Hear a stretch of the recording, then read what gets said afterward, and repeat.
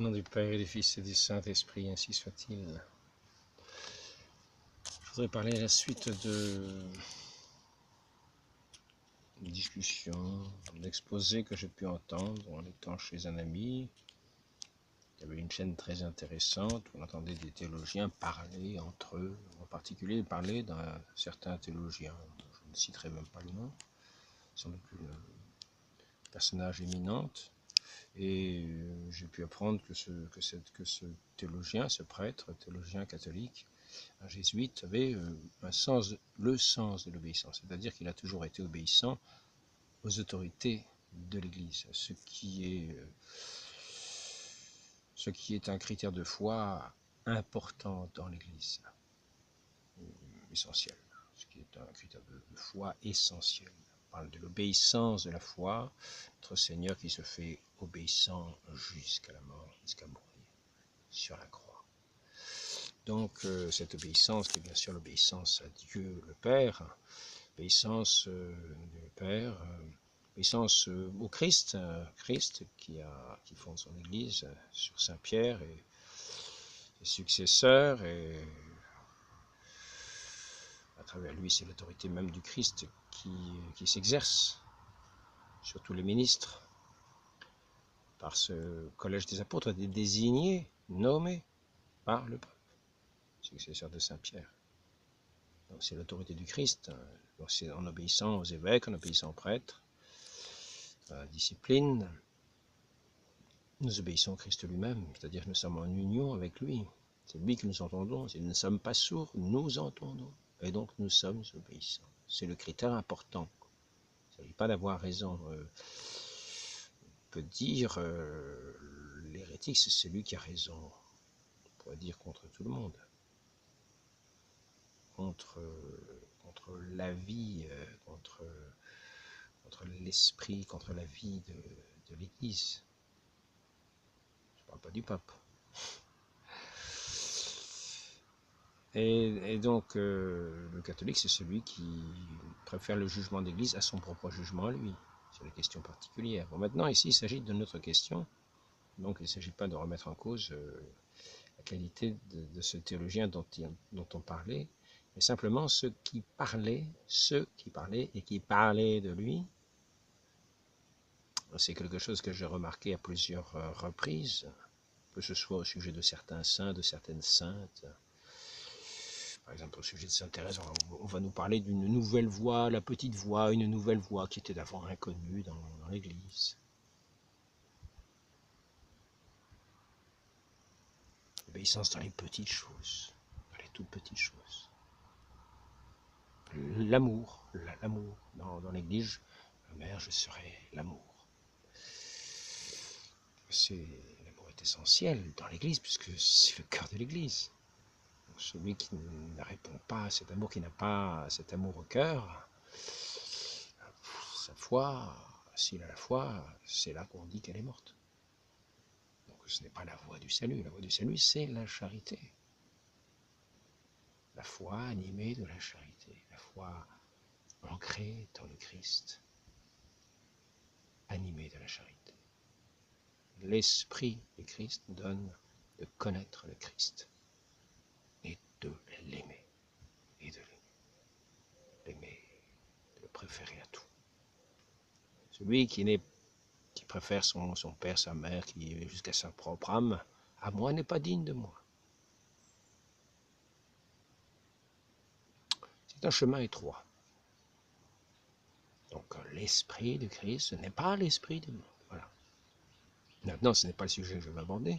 Je vais simplement dire que souvent, on peut entendre des gens parler, des personnes parler, font des grandes conférences, en disant « Ah, ça y est, ils ont trouvé une nouvelle voie, ils ont trouvé une nouvelle voie. » Alors là, il était bien sûr question de parler de l'Église avant, qui n'avait bien sûr jamais rien compris. C'est un petit peu comme ces prêtres qui étaient vraiment des mauvais prêtres, puisqu'ils étaient de tendance, comment est-ce qu'on dit déjà, jansénistes. Les prêtres avant, ils étaient plutôt tendance jansénistes. Heureusement qu'il y a eu, justement, la petite Thérèse qui nous a montré la voie de l'amour. ou le Sacré-Cœur de Jésus, enfin, le Sacré-Cœur de Jésus, oui, bien sûr. Le Sacré-Cœur de Jésus, bien sûr, c'est sa connaissance, c'est la révélation du cœur de Jésus transpercé à la croix, qui laisse couler l'eau et le sang, qui sont le fleuve de vie de cette Église, et que nous sommes régénérés, nous abreuvons, sommes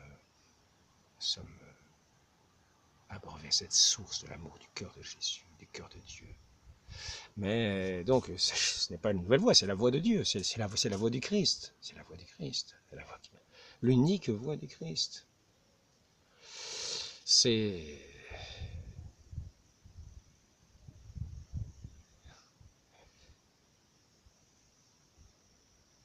le cœur, le cœur de l'Église, le cœur de tout chrétien. Le cœur du Christ est le cœur de tout chrétien. Il est le centre des cœurs, le centre de la paix, notre tout. Donc là, il s'agissait de prêtres, de jeunes prêtres à l'époque, qui étaient plus ou moins professeurs en théologie, des choses comme ça. Oui, bien sûr, ils enseignaient dans les cours, dans des classes, etc. Puis d'un coup, ils se retrouvent sur le champ de bataille, 14-18. Alors là, le décalage est grand. Le décalage est grand. L'inconvénient, c'est qu'ils font une découverte. Ils font une découverte. La découverte de la réalité de cette humanité dans cette boue, dans cette guerre à la fois atroce et en même temps qui montre à la fois les qualités de ces hommes qui donnent leur vie, qui font les actions les plus admirables, les plus héroïques, à la fois pour l'amour de la patrie, pour leurs amis qui veulent sauver de certaines situations, pour leur régiment qui veulent aussi sauver de certaines situations. On voit les choses les plus admirables. Et aussi, j'ai oublié de le dire, car quand même, c'est qu'à l'époque, ce qui animait le soldat français, c'était sa foi dans le Christ. Il était catholique. N'oublions pas qu'à l'époque, encore malgré la Révolution, malgré 1905, malgré 1880, etc., le renvoi de tous les religieux, etc., de France, on les a rappelés pour faire la guerre 14-18.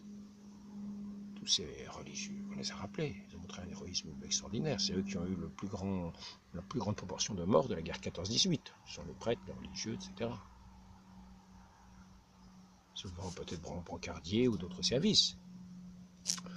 Donc ils découvrent la réalité de cette humanité dans cette situation concrète, comme on pourrait dire. Et ils ont l'impression d'avoir un décalage par rapport à leur cours de théologie. Alors ils ont l'impression de découvrir vraiment le monde. Alors ils ont vraiment l'impression que vraiment ils découvrent ce que c'est qu'être chrétien. Et qu'avant on ne savait pas ce que c'était qu'être chrétien. Voilà, c'est ça que je veux en venir à dire.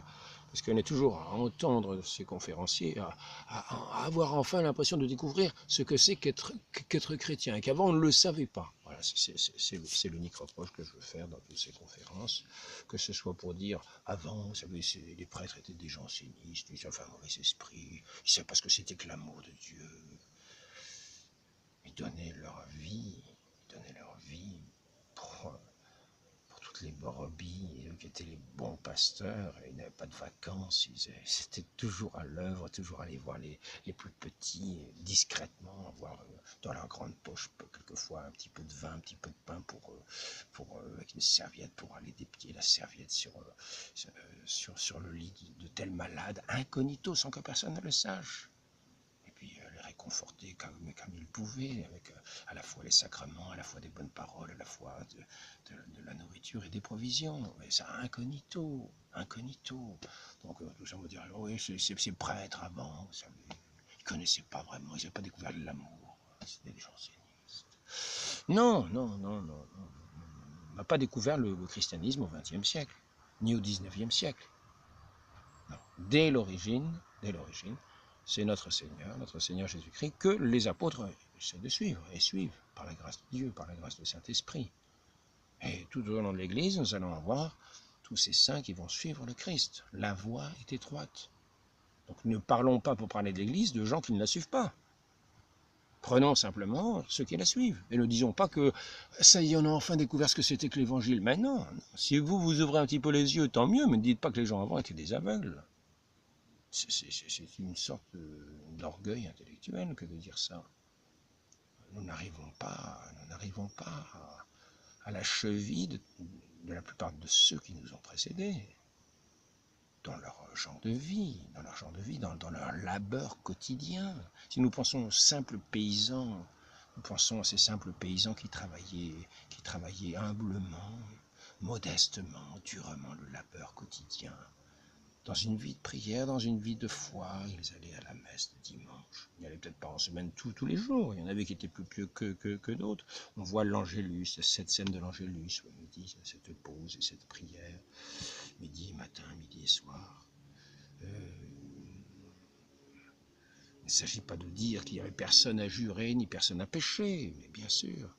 Mais ils avaient ce labeur, comme on voit des gens aujourd'hui qui ont encore cette vie de labeur, cette vie de difficulté, mais il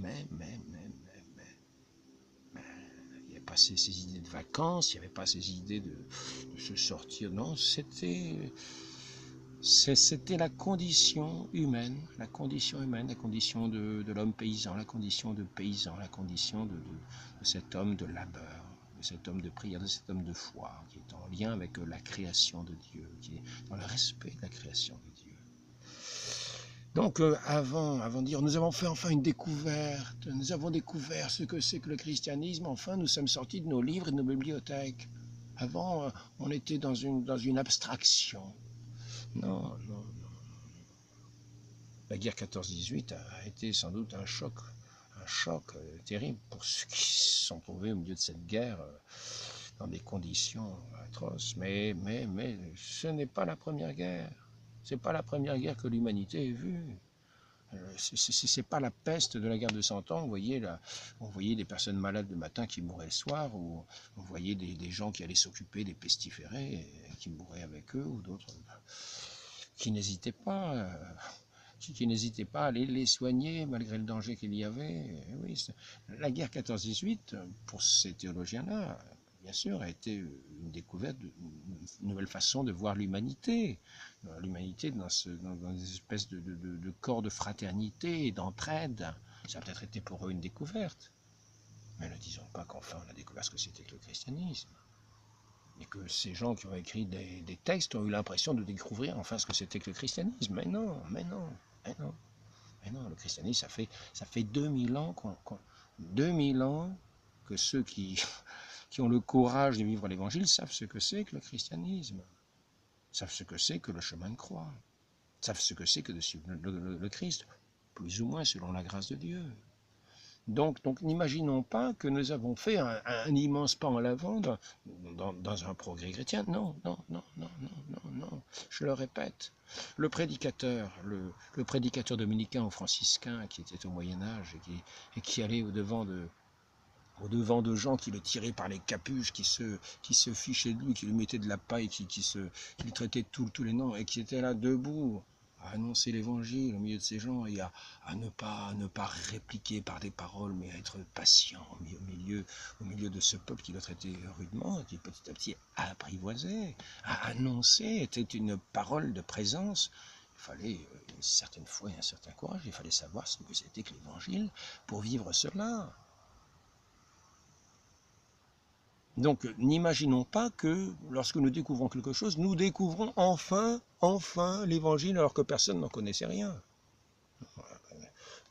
Instruisons-nous un minimum, mais autrement aussi que par les livres. Par les livres, déjà, pour savoir que des gens comme Saint Vincent de Paul ne sont pas restés les bras croisés, qu'ils ont répondu en leur temps aux exigences du temps, que ce soit dans des guerres, les guerres les plus épouvantables qu'on ait pu voir, les guerres de 30 ans, les guerres avec des ravages, des désastres, etc. La guerre 14-18 a été un révélateur pour certains, mais ça n'a pas été le bouleversement du christianisme.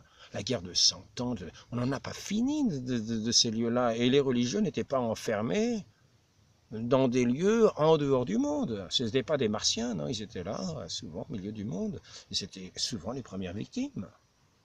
Si on prend par exemple les ravages des protestants dans les années 1500, Et les religieux sont souvent les premières victimes de ces gens-là. Leur ouvre le ventre, ils leur mettent de la paille dedans, il la faut manger par les chevaux, ou bien de toutes sortes de choses. Donc ce ne sont pas des gens qui sont étrangers au monde. Donc n'imaginons pas, ils sont étrangers au monde, en ce sens qu'ils sont des pèlerins dans ce monde, que leur cœur n'est pas alourdi par ce monde, qu'ils ont leur espérance, leur regard en Dieu, au ciel, mais qu'ils sont, ils sont au milieu de ce monde et ils en savent tout le poids de péché, tout le poids d'espérance, toute la portée de l'espérance du message qu'ils ont à transmettre, à communiquer pour sortir justement pour sortir justement l'humanité de cet embourbement général. Elle se démène comme elle peut, avec un certain sens de solidarité, mais aussi de trahison, comme on a pu voir. Souvent, les défaites sont dues à des trahisons, pas simplement à des actes glorieux. Il faut savoir comment a été perdu le Québec, l'île de Québec, par une trahison. Les Anglais n'arrivaient pas à trouver, après des mois d'hiver, ils étaient sur le point de repartir, et quelqu'un leur a indiqué contre argent un chemin qu'ils pouvaient emprunter. Et c'est ce qui a fait que les Anglais ont débarqué par surprise dans les plaines des champs Abraham, un truc comme ça, là. Et puis ils ont pu faire cette bataille à la surprise générale contre les Français qui étaient en minorité, qui se sont